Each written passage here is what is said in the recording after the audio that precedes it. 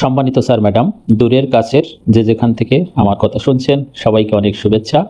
বহুল আলোচিত বেসরকারি প্রতিষ্ঠানে শিক্ষকদের বদলির ব্যবস্থা চালু হয়ে গেছে।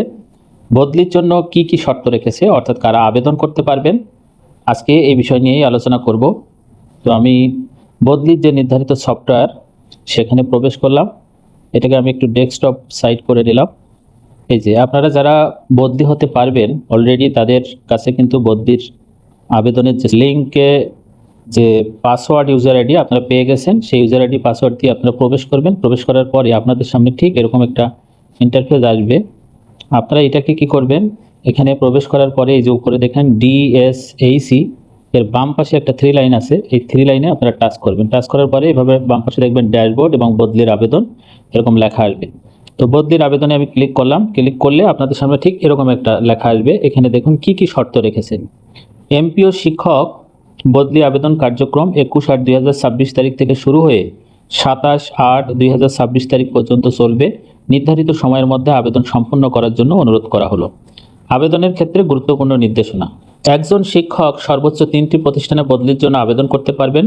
নিজ বিভাগ ক্যাটাগরিতে আবেদন করার ক্ষেত্রে আপনার নিজ জেলায় 3টি বা তার বেশি প্রতিষ্ঠান পদ শূন্য থাকলে আপনি বিভাগীয় বদলির জন্য আবেদন করতে পারবেন না। নিজ জেলা এবং নিজ জেলা বা নিজ বিভাগ ক্যাটাগরিতে আবেদন করার ক্ষেত্রে আপনার বর্তমান কর্মস্থল ও নিজ জেলা একই হলে আবেদন করা যাবে না।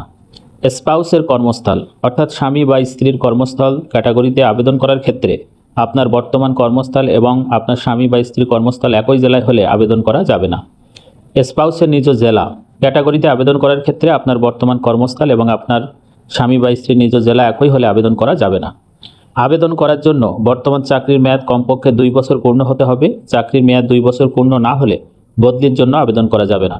যেসব শিক্ষক বদলিযোগ্য নয় তারা বদলির জন্য আবেদন করতে পারবেন না।